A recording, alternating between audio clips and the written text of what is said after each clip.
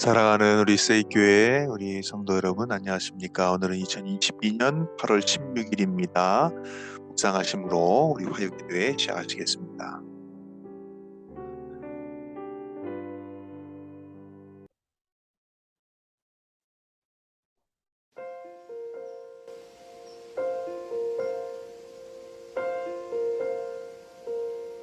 There is a candle in every soul, some brightly burning, some dark and cold. There is a spirit who brings a fire, ignites a candle and makes his home. Carry your candle, run to the darkness, seek out the hopeless, confused and torn. Hold out your candle for all to see it. Take your candle, go light your world. Take your candle, go light your world.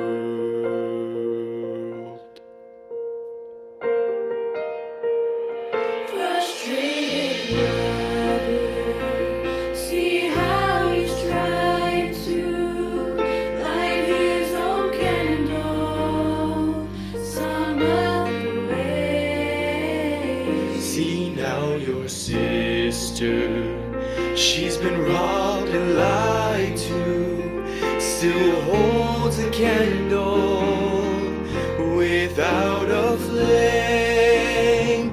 Carry your candle, run to the darkness, seek out the hopeless, confused and torn. Hold out your candle for all to see it. Take your candle, go light your world. Take your candle and go light your world.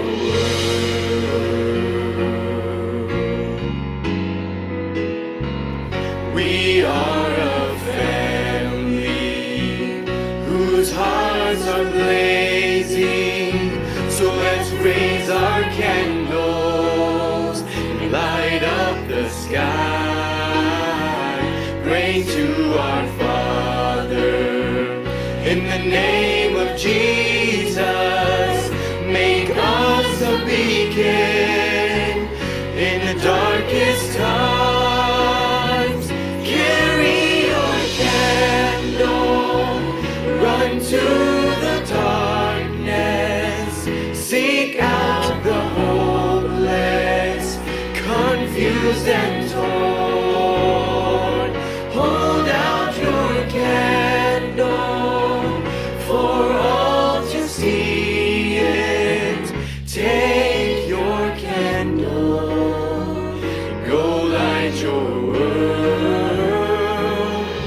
Take your candle, go light your world. Take your candle, Go light your world.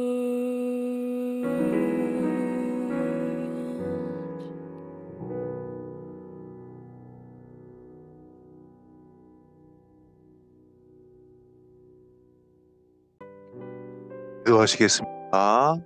아버지 하나님, 오늘 말씀을 통해서 하나님의 뜻을 찾기를 원합니다. 마태복음 5장에 나타난 보복에 대한 규정을, 또 인간에 대한 태도를 주님께서 말씀하셨는데 그것이 우리의 삶 가운데 실현되고 적용될 수 있도록 하나님 도와주옵소서. 예수님의 이름으로 기도합니다. 오늘은 마태복음 5장 38절로 42절에 나타난 말씀을 가지고 은혜를 나누겠습니다. 또 눈은 눈으로 이는 이로 갚으라 하였다는 것을 너희가 들었으나 나는 너희에게 이르노니 악한 자를 대적하지 말라. 누구든지 내 오른편 뺨을 치거든 왼편도 돌려대며 또 너를 고발하여 속옷을 가지고자 하는 자에게 겉옷까지도 가지게 하며 또 누구든지 너로 억지로 오리를 가게 하거든 그 사람과 심리를 동행하고 내게 구하는 자에게 주며 내게 구고자 하는 자에게 거절하지 말라.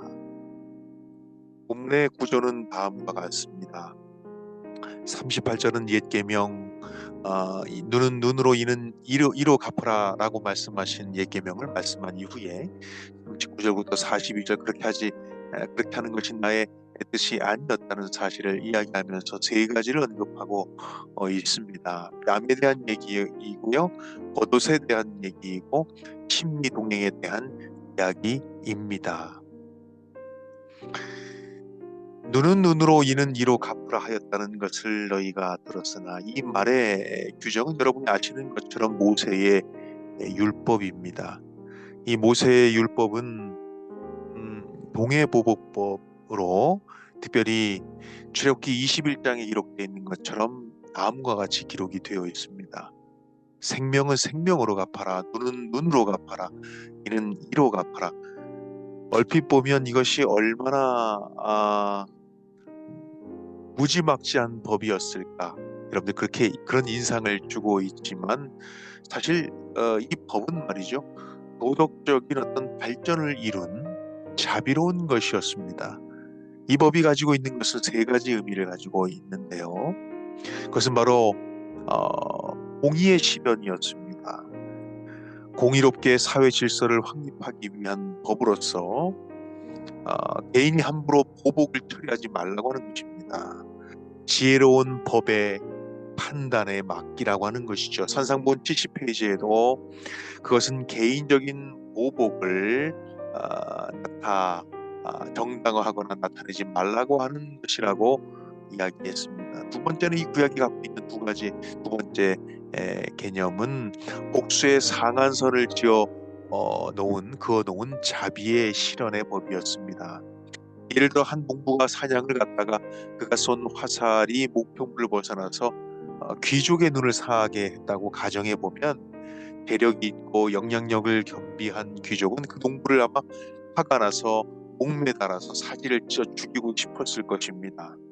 그러나 법은 눈 이상은 안 된다는 복수의 상한선을 그어놓음으로 말미암아 자비가 실현될 수 있도록 그렇게 해놓았다는 것이지요. 세 번째는 동일한 처벌을 받는다 할지라도 처벌을 받기 때문에 법을 지키고 남을 해하는 죄를 범하지 말라고 하는 것입니다. 성숙되지 못한 시대에 그것이 보호막이었으나 이제 예수님께서는 하나님 나라의 새로운 윤리, 보응이 아니라 사랑과 용서를 근거로 한 법을 제시하고 있습니다. 여기서 한 가지 함무라비법과 모세의 법에 대한 유사성에 대한 부분들을 잠시 살펴보도록 하겠습니다. 함무라비법은 1700년 주전 1700년 구대 바빌로니아의 법입니다. 근데 이게 모세의 법과 유사하거든요. 그래서 함무라비법과 모세의 법은 늘 비교가 됩니다. 발굴에 대한 과정들, 기록에 대한 장소들, 이런 내용들은 살펴보지 않겠습니다. 아무튼 300여 개가 되는 법조문을 가지고 있는 이 바벨론인들의 쐐기 문자로 기록되어 있는 이 함무라비법, 유사성은 다분히 많죠. 근데 참 희한한 건 모세법이 더 인정 어렸다는 것입니다. 아무튼 이 법과 관련된 논란은 다음과 같은 것입니다.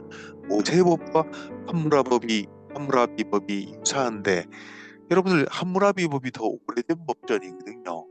그 이야기는 함무라비법을 모세법이 베낀 것이 아니냐라고 하는 논란을 오늘날 우리가 가지고 있는 것이죠. 근데 여러분들, 이건 우리의 착각이에요. 함무라비법이 발견되었을 당시에 당시의 고등비평학자들의 논란은 다음과 같은 것이었습니다. 모세법을 유심히 살펴보니까 너무나도 고등한 법이었던 거죠. 고대 이런 법이 존재할 수 있는가라고 하는 논란을 가지고 있었던 것입니다. 그런데 모세오경보다 더 오래된 법전이, 모세와 유사한 법전이 발견된 것이지요. 벨하우제는 당시 다음과 같이 이야기했습니다. 전 9세기 전에 성문화된 법은 존재하지 않았기 때문에 모세오경의 법들도 곧 후대에 더하여진 것이다 라고 이야기했어요. 그런데 모세 법전보다 더 오래된 법전이 모세에 유사한 법전이 발견되었기 때문에 이 주장이 인색하게 돼버리고 말았던 것이지요. 그리고 보니까 모세법이 함무라비 법전의 기초가 된다. 말도 안 되죠. 왜냐 함무라비 법이 형님이기 때문에 그렇습니다. 모세가 함무라비 법을 차용했다. 그럴 수 있지만 그렇다면 카피본에 불과할까요? 모세오경이? 세 번째, 두 법전 모두 동일한 기원으로 거슬러 올라간다. 이것이 가장 합리적이라고 볼 수가 있겠습니다. 두 법보다 더 오래된 법의 형태들이 기록에 남겨져 있는 것이죠. 이 원형은 아마 하나님께서 오래전에 주셨던 것이고 그것이 모세에 의해서 성경에 남겨진 것인데 원형은 더 오래전부터 존재했을 것이다라고 보는 것이 성경적으로도 옳습니다. 왜 그러냐면 성경에 보면 모세법 이전에 법에 대한 얘기가 끊임없이 반복적으로 성경에는 표현되기 때문입니다.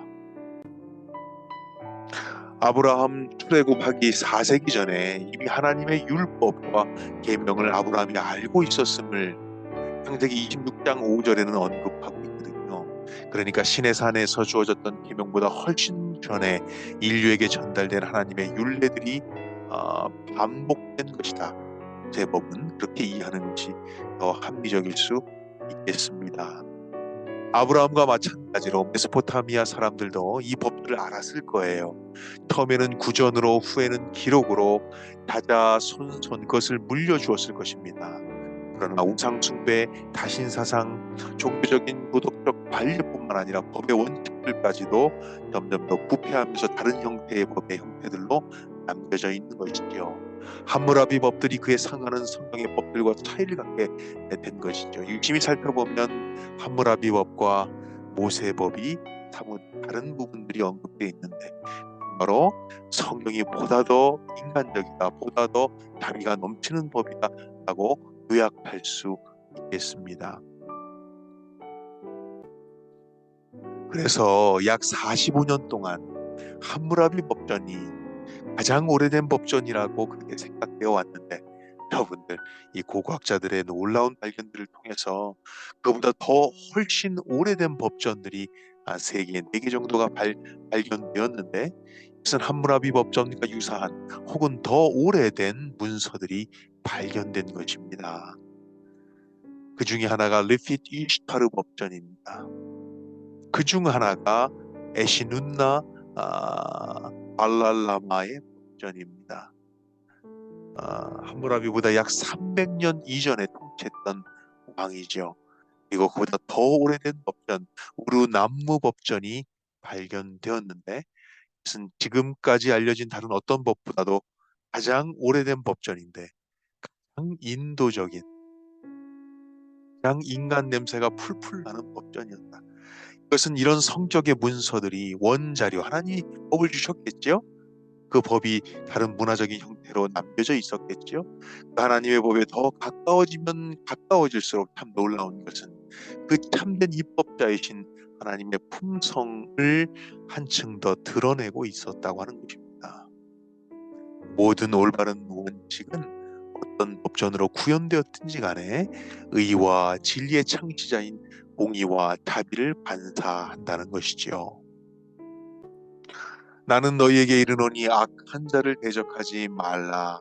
누구든지 내 오른뺨을 치거든 왼뺨을 돌려대라. 사실 악한 자를 대적하지 말라라고 하는 이 명령은 이미 잠언서의 새로운 계명도 아닙니다. 얘기입니다. 그가 내게 행함같이 나도 그에게 행하여 그 행한 대로 갚겠다. 말하지 말라고 말했어요. 원수가 넘어질 때 즐거워하지 말라고 얘기했습니다. 이것이 신약적 개념 로마서 12장이죠. 악에게 지지 말고 선으로 악을 이겼으면 좋겠다. 뺨에 대한 얘기는 다음과 같습니다. 누구든지 내 오른뺨을 치거든 왼뺨도 돌려대며. 이 구절은 당시 상처를 입히기 위한 행위가 아닙니다. 뺨을 때린다는 행위는 굴욕감을 주기 위한 행위죠. 동등한 인간이 아니다. 나는 갑이고 너는 을이다라고 하는 것을 확인시켜주는 행위입니다. 오른뺨을 치면 어떻게 쳐야 될까요? 왼손을 가진 사람이 치면 손바닥으로 치겠지만 오른손을 가진 사람이 오른쪽 뺨을 때리려면 어떻게 해야 합니까? 그것은 바로 반대쪽으로 손등으로 쳐야 되겠죠. 혹은 부정한 왼손으로 치게 될 것입니다. 그것은 굴욕적인 수치심을 증폭시키는 행위입니다. 이때 맞는 사람이 어떻게 저항해야 하나요? 다시 뺨을 때려야 하나요? 그렇지 않습니다. 내가 뺨을 맞는 건 좋은데 그죠? 나를 더 이상 수치스럽게 만들지 말라 라고 이야기하면서 왼쪽 뺨을 돌려대는 것입니다. 그래서 부정한 왼손이 아니라 오른손으로 나를 때리라라고 이야기하면서 비폭력적인 저항, 나는 당신과 동등한 인간이다라고 하는 선언을 비폭력적으로 자존을 지키는 저항을 하는 것이다라고 어떤 신학자는 그렇게 이야기했습니다. 아무튼 뺨을 때린다는 것은 갑의 관계에 있었던 갑의 존재가 주인이 혹은 남편이 부모가 로마인이 노예와 아내와 자녀와 유대인들에게 했던 행위이지요. 이런 비슷한 행위에 대하여 어떤 태도를 가져야 할 것인지 구약은 언급합니다. 이사야 50장에도 나를 때리는 자에게 내 등을 맡기라고 얘기했어요. 내 수염을 뽑는 자에게 나의 뺨을 맡기라 얘기했어요. 이사야 53장에는 그리스도의 대처에 대한 얘기가 나옵니다. 예수는 말입니다. 행동 자체보다도 행동을 유발시킨 정신에 더 관심을 가지는 것 같아요. 권리를 위해 투쟁하지 마라. 때로는 억울한 일을 당해도 폭력으로 반응하지 마라. 상처를 가할 기회를 찾기보다는 상처를 감수해라. 예수님이 이와 같은 명령의 정신을 우리에게 보여주고 또 그분께서 이 땅을 사시면서 그와 같은 정신을 우리에게 드러내셨죠. 성경을 찾지 않겠습니다. 주님께서 뭐라고 말씀하셨습니까? 이르시되 아버지여 저들을 사하여 주옵소서 그들이 하는 것 알지 못합니다라고 말씀하시면서 그 정신에 대해서 이야기하고 있는 것이죠. 이것이 가능할까? 또 너를 고발하여 속옷을 가지고자 하는 자에게 겉옷까지 가지고 가게 하며 또 누구든지 너를 억지로 오리 가게 하거든 그 사람과 심리가며 꾸는 자, 구하는 자 거절하지 말라 말씀하셨습니다. 속옷은 살갗에 직접 입는 셔츠 같은 속옷입니다. 겉옷은 무엇일까요? 겉옷은 가난한 자들은 이불로 사용했었던 외투와도 같은 것이었습니다. 그래서 모세율법에는 잠잘 때 가난한 자들이 이 추위로 말미암아 일교차가 심했던 상황에서 이불로 사용해야 되는 겉옷을 밤늦게까지 보유하지 말라고 말할 정도로 겉옷은 그의 생존과 영변 아주 중요한 물건이었습니다. 겉옷을 속옷보다 훨씬 더 중요하게 여긴 사실을 비추어 볼 때 아내 옷을 가져가고자 하는 자에게 더 중요한 겉옷까지도 벗어주라고 하는 거예요. 다 퍼주라는 거예요. 아무런 저항 없이 양도하라는 거예요. 강제로 빼앗는 자들에게. 그죠? 그리스도인들은 잠잠하고 온유하게 부당한 행위조차도 감수하라는 것입니다. 어떻게 그게 가능해요? 퀴즈는 형제를 송사하는 자리에 앉기보다는 차라리 송사당하는 자가 되라는 것입니다. 사랑하는 이웃을, 사랑하는 가족은 아니겠군요. 사랑하는 이웃을, 사랑하는 형제를 송사하지 마라. 차라리 송사당하는 자가 되어라. 여러분들, 이게 어떻게 주님 가능하냔 말입니까? 억지로 오리를 가라고 명령하게 했단 말이에요. 당시 로마 관리들은 사람들을, 흔히 일하는 유대 농부들을 붙잡아다가 오리를 가게 자기 집을 지어서 더 어려운 일을 하게 만들었단 말이에요. 그런데 그 일을 담담하게 순응하고 오리를 가라고 명령하는 자들에게 친밀을 가게끔 하는 정신을 드러내라는 것입니다. 그러니까 이것은 관용을 알게 하라, 그런 말이 아니고요. 폭력을 당했을 때 폭력으로 대항하지 마라. 그죠? 저항하지 마라. 오히려 더 잔인한 행위를 불러와서였을까요? 이와 유사한 내용들이 여러분들 쓰여 있는데, 구레네 시몬에게 구차하고 억지로 봉사하게 만들었는데 이때 앙갈리오가 쓰였습니다. 이게 동일한 용어가 쓰인 것이죠. 예수는 바로 로마 병사가 강제로 징발한 유대 민간인들에게 법에 규정된 대로 자신의 짐을 1.6km 오리까지 지고 가라고 강요한 상황과 같은 신뢰를 언급하고 있는 것입니다. 기쁘게 봉사할 수 있다면 축복이 될 것이다. 그러나 그렇지 못해도 우리는 부득이함으로 끌려 나올 때에도 그것이 축복이 될 수 있다. 그것이 남을 이롭게 하는 일이면 그렇다. 봉사하라, 내어주어라. 그것이 하나님을 기쁘시게 하는 일이면 더더욱 그렇다. 내어주어라, 필요하면 주어라, 아낌없이 주어라. 모든 것을 내어주는 사랑의 공동체가 되어라.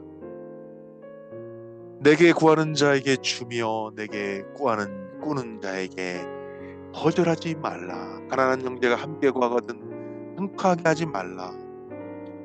사랑하는 여러분, 우리는 말이죠, 상대방에 대해서 옳으냐 그르냐를 따지기 전에 그가 필요하다고 요청하면 예수님의 십자가의 원리와 일치하는가를 생각해야 합니다. 들어가다, 요구하다라고 번역된 헬라어 동사들의 시제는 반복성과 습관적인 행동을 나타내고 있는 것입니다. 그런 행동에 대해서도 아낌없이 주라는 것이죠. 구하는 자에게 주라는 권고는 구하는 모든 것을 다 주라든지 구할 때마다 무엇을 주어야 함을 뜻하는 말은 아니라고 하는 것입니다. 산상설교의 전반적인 취지는 분명히 나타난 대로 그리스도는 주는 것이 우리의 습관이 되어야 한다는 것을 말하고 있습니다. 정신과 태도를 가져야 한다는 것을 말하고 있습니다. 이것은 물론 무분별한 줌을 의미하지는 않는 것입니다. 무분별한 행위가 아니라 그와 같은 정신으로 살았으면 좋겠다. 손해보며 살았으면 좋겠다. 무조건 구하면 다 주는 삶을 살라는 말은 아니지만 그와 같은 정신으로 살았으면 좋겠다라고 말하는 것입니다. 악한 자에게 대적하지 않는 것, 내 오른뺨을 치거든 왼편을 대는 것, 통사한다면 속옷을 가지고자 하면 겉옷까지 내어주는 것, 통사에서 시시비비를 가려서 늘 손해보려고 노력하기보다는 그래, 네가 나에게 이것을 원하니 내가 더 많은 것을 줄게. 나에게 오리를 가기를 원해, 내가 신비를 동행할게. 내가 나에게 구하는 것이 너에게 정말 필요한 것이라면 내가 거침없이 나의 것을 내어줄게 라고 하는 이 정신. 그렇죠?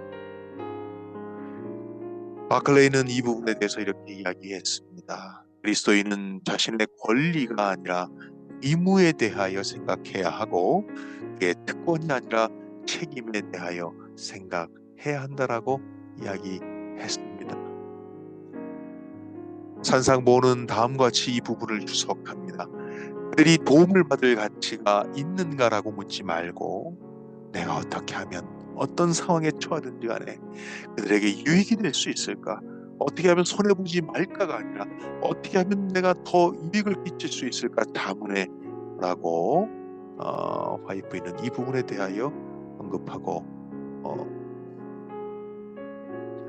다른 많은 사람을 내버려 두고 그대가 사귀고 싶어하는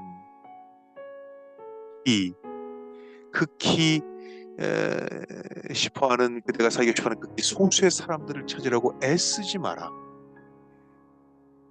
이 사람은 이런 점이 나쁘고 저 사람은 저런 점이 부족하다고 생각하여 그들을 멀리하고 그대가 완고하다고 생각하는 사람들과만 사귀려고 하지 마라.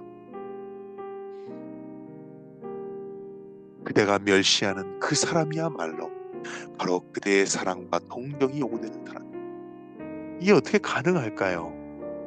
이 말씀을 했었던 유대인들에게 첫 번째 적용은 바로 로마인들이었습니다. 왜냐하면 여기 나타나 있는 모든 내용들은 로마인들을 의미하는 것이고 로마인들을 원수로 생각하고 있었던 유대인들에게 예수님은 그들의 요구를 들어주어라. 폭력에 대하여 폭력으로 응수하지 말라. 오히려 사랑과 동정으로 그들을 대하라. 연약한 사람으로 홀로 애쓰게 하며 그대의 도움이나 기도가 없이 스스로 자기의 나쁜 성정과 씨름하게 하지 말며 또 그대 자신도 돌아보아 그대도 역시 그러한 시험에 빠지지 않도록 하라. 그런 폭력을 쓰는 사람이 되지 않도록 더 고민하라 라고 이야기했다는 것입니다. 이 세상, 이 세대와 반목하지 말라. 그리고 너무 자신의 권리를 되찾으려고 폭력적인 수단을 사용하여 대응하지 마라. 물론 이 본문은 무조건 용서하라 라고 하는 것에 대한 설명을 말씀하고 있는 듯이 보이지는 않습니다. 때때로 우리가 당하는 무자비한 권력 집단의 폭력, 또 무시, 또 모욕, 그것을 폭력적 수단으로 반목하지 말라는 것입니다. 또한 관용을 나타내라는 단편적인 말이 아니에요. 복수심을 품고 내가 당한 그 불행, 내가 당한 그 폭력에 대하여 복수심을 품으며 삶을 낭비하지 마라. 양보하며 차라리 손해보는 삶을 살아라. 자신의 권리를 위해 투쟁하지 말아라. 그것이 바로 세상의 방식을 따르지 않는 것이며 이 세상 안에 살지만 이 세상 안에서 은혜의 왕국, 하나님의 왕국을 건설하는 사람의 삶을 살아라 라고 말하고 있는 것입니다. 오늘 이 본문을 통해서 저는 한 가지 중요한 원리를 한번 본문을 통해서 깨닫게 됩니다. 그것은 바로 선으로 악을 이기라 라고 하는 것입니다. 잠언 25장 21절에는 내 원수가 배고파 하거든 식물을 먹이라고 했어요. 목말라 하거든 물을 마시게 하라고 했어요. 그리하는 것은 핀 숯을 그 머리에 놓는 것과 일반이요 여호와께서 내게 갚아주시라라고 말하고 있는 것입니다. 사랑하는 여러분, 어떻게 감사하지도 잘못을 구하지도 않는 사람에게 언제나 베풀기만 할 수 있는가? 나에게 악을 행하는 사람들을 향하여 어떻게 내가 사랑을 나타내고 보살핌을 베풀 수 있는가? 산상수훈을 비롯한 예수님의 모든 가르침과 몸소 보여주셨던 행동은 어쩌면 똑똑하고 영악한 현대인들이 그대로 답습하기에는 다소 무리가 있어 보입니다. 그 말씀대로 살아가려 노력하는 사람들을 가리켜 참 우리는 흔히 바보 같다라고 말할 수 있을 것입니다. 어렸을 때부터 우리는 부모로부터 자주 들었던 말이 왜 바보같이 당하기만 해? 왜 바보같이 맞기만 해? 라는 식이 대부분이었을 요즘 우리들 혹은 청년들, 우리 세이의 식구들, 청소년들이 그저 바보처럼 당하고 살라고 말씀하신 예수님의 가르침대로 살기란 결코 쉽지 않은 것이지요. 나의 뺨을 때리는 사람에게 어떻게 다른 뺨까지 때리라고 내줄 수 있으며 내 시간과 소유를 무자비하게 빼앗으려 가는 사람에게 그 상대방이 미처 발견하지 못한 것까지 갖다 바칠 수 있으며 어떻게 바보가 아니고서 이렇게 행동할 수 있습니까? 그런데 예수님께서 그저 단순한 말장난으로가 아니라 당신을 따르기로 했던 제자들에게 이렇게 하라 말씀하십니다. 그리고 곤욕스러운 명령은 2000년이 지난 지금도 여전히 유효하다는 것입니다. 바보는 어떤 사람인가? 바보는 보살펴주는 사람이다. 바로 선한 사마리아와 같은 사람들이죠. 하나님을 섬기노라고 고백했던 성직자들은 억울하게 피 흘리며 죽어가는 사람들을 보고도 이해갔지만 종인간 욕먹고 살았던 사마리아인들은 진정한 바보였습니다. 그만이 죽어가는 불쌍한 사람을 바로 보살폈기 때문입니다. 원수를, 적을, 나를 모욕하는 그들을 말입니다. 역사를 통틀어 가장 바보스러운, 바보답지 않았던 그분, 그렇게 살 필요가 없었던 분이 그렇습니다. 저는 여기서 이렇게 이야기하고 싶네요. 그 사람은 그 사람의 문제이다. 하나님과 해결해야 할 문제이고 심판당할 문제이다. 그러나 내가 돕지 않은, 베풀지 않은 것은 나의 문제가 되는 것이다. 감사를 기대하지 마라. 회개를 기대하고 양선을 베풀지 마라. 나는 그저 양선을 베풀면 되는 문제다. 사마리아인은 자신을 모독하는 사람을 자신의 민족에게 원수와 같은 유대인을 도왔죠. 그것은 감사해서, 회개해서, 나에게 선대를 베풀어서 아니에요. 그거 상관없어요. 그 사람은 그 사람의 문제였고 내가 돕지 않으면 그것은 나의 문제가 되는 것입니다. 나의 문제는 해결되었어요. 이제 그 사람만 남은 것입니다. 만약 우리가 그 사람을 용서하지 못하는 것은 어쩌면 당연한 것일 수 있어요. 나에게 악을 행하는 사람, 나를 핍박하는 사람, 어떻게 내가 용서하고 선의를 베풀 수 있겠습니까? 그런데 그 모든 것을 푸는 것은 하나님이지요.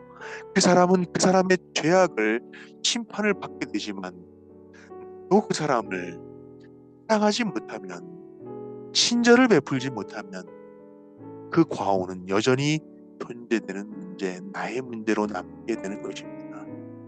교만하고 악을 행한 것, 나에게 악을 행한 것은 자신의 죄의 문제로 죽는 것은 그 사람의 문제이고, 나는 친절과 양선을 베풀 기회를 잃어버리게 되면 그것은 나의 문제로 남게 되는 것입니다. 막 출발하려고 하는 기차의 간디가 올라탔습니다. 그 순간 그의 신발 한쪽이 벗겨져 플랫폼 바닥에 떨어지고 말았죠. 기차가 이미 움직이고 있었기 때문에 간디는 그 신발을 줄 수가 없었습니다. 그러자 간디는 얼른 나머지 신발 한 짝을 벗어서 그 옆에 떨어뜨렸습니다. 함께 동행한 사람들은 간디의 그런 행동에 놀라지 않을 수 없었습니다. 이유를 묻는 한 승객의 질문에 간디는 미소를 지으며 말했습니다. 어떤 가난한 사람이 바닥에 떨어진 신발 한 짝을 주었다고 상상해 보십시오. 그에게는 그것이 아무런 쓸모가 없을 것입니다. 하지만 이제 나머지 한 짝마저 갖게 된다면 얼마나 기쁘겠습니까?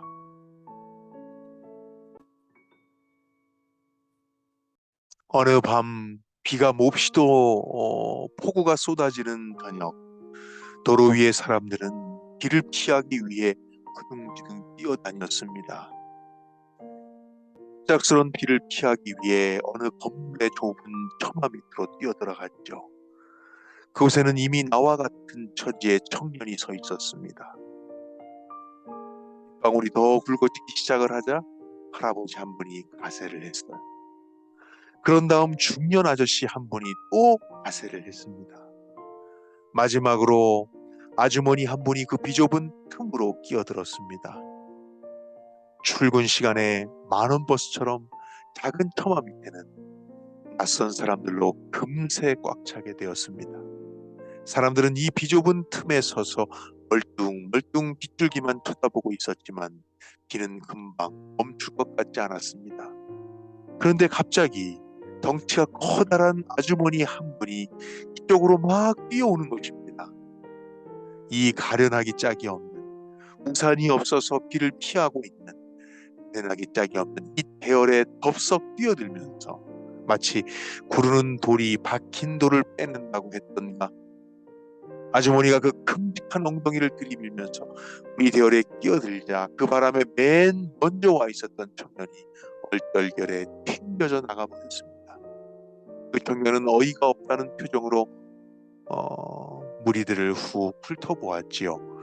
모두를 딴 곳으로 바라보며 모른 척하고 있는데 할아버지 한 분이 한마디 하셨습니다. 젊은이, 세상이란 다 그런 거야. 그 청년은 물끄러미 할아버지를 쳐다보더니 길 저편으로 뛰어갔습니다. 한 4, 5분쯤 지났을까, 그 청년이 비에 흠뻑 젖은 채로 비닐 우산 5개를 옆구리에 끼고 그리고 사람들에게 하나씩 건네주며 말했습니다. 세상은 절대 그런 게 아닙니다. 청년은 다시 비를 맞으며 저쪽으로 사라졌고, 사람들은 멍하니 서 있다가 청년이 쥐어준 우산을 쓰고 종종이 제 갈 길로 갔습니다. 그러나 세상은 다 그런 거라고 말한 할아버지만은 한참 동안 고개를 숙이고 계시더니 우산을 바닥에 놓고는 장대비 속으로 사라져 버렸습니다. 그리스도인들이 멋진 사람이 되도록 예수께 부르심 받은 것이 아니라 그들이 다르기 때문에 사회에서 두드러져 보이는 새로운 사람이 되도록 부르심을 받은 것입니다. 예수님께서는 멋지게 되라고 말씀하지 않으셨어요. 그분은 근본적으로 다른 삶의 방법으로 사람들을 부르고 계셨던 것입니다. 오른편 뺨을 치는 것을 불의의 공격으로 율법상 처벌을 받아야 할 고의적 모독 행위였는데, 어떤 사람의 겉옷을 빼앗는 것은 구약에서 그리 금지되었는데, 로마 군인들을 위해 먼 거리를 가게 하는 것은 강제적인 것이었는데, 그렇게 하는 것은 점거하고 있는 적군들을 적극적으로 돕는 것이라고 할 수 있었는데, 이 3가지를 통해 예수님께서는 하나님 나라의 태도가 세상의 태도와 가치와는 전혀 다르다는 것을 보여주고 계십니다. 사랑하는 여러분, 이것이 어떻게 가능할 수 있을까요? 저는 이 저녁 이 본문을 읽으면서 어떻게 이와 같은 것들이 우리의 삶 가운데 가능할 수 있을까? 세상에서 누리는 것, 소유하는 것에 대한 미련을 우리가 버려버린다면 가능할 수 있을까요? 세상 사람들이 쳐다보는 것과 또 다른 더 고차원적인 영적인 것을 우리가 쳐다본다면 이와 같은 행위들이 가능할까요? 많이 가지려고 애쓰는 경쟁에서 잠시 잠깐 벗어나 보면 우리는 이와 같은 행동을 할 수 있을까요? 나의 목숨마저 취하려고 애쓰는 사람들에게 폭력으로 저항하지 않으셨던 주님, 이 세상을 살지만 이 세상의 가치관에 매몰되지 않는 사람들, 현재가 아니라 저 미래의 왕국, 주님께서 주시는 영광의 왕국을 바라본다면, 현상이 아니라 그 현상 너머의 본질을 보는 사람들이라면, 그래서 이 세상에 안달하지 않는 사람들이라면 가능할까? 오늘 이 저녁 다시금 이 본문의 말씀이 우리 삶 가운데 어떤 의미가 있는지, 어떻게 가능할 수 있는지 곰곰이 다시 한번 묵상하시는 오늘 저녁이 되시기를 바라면서 오늘 말씀을 읽겠습니다. 오늘은 소그룹 리더 그리고 세이 비전 수련회를 위하여 여러분들 기도해 주시길 바랍니다. 2학기 세이 교회 사역자, 전도사, 간사, 리더, 부서장들을 위하여 기도해 주시길 바랍니다. 제자훈련부에서 시작한 우리 말씀 묵상 어느 활동의 부흥을 위하여 뜨겁게 기도해 주시기를 바랍니다. 아버지 하나님, 오늘 말씀이 우리의 삶 가운데 구현되고 실현될 수 있도록 하나님 도와주옵소서. 우리의 능력이 아니라 성령의 은혜를 통하여 가능하게 될 줄 믿습니다. 이제 금요일부터 진행될 소그룹 리더, 그다음에 세이비전 수련회를 위하여 준비된 모든 것들이 영적으로 충만한 집회가 될 수 있도록, 그리고 2학기 사역이 될 수 있도록 하나님 도와주옵소서. 말씀 묵상 어느 활동에 부흥을 통하여 세교회 말씀의 부흥이 일어나도록 도우소서. 예수님의 이름으로 기도합니다. 개인적으로 기도하시겠습니다.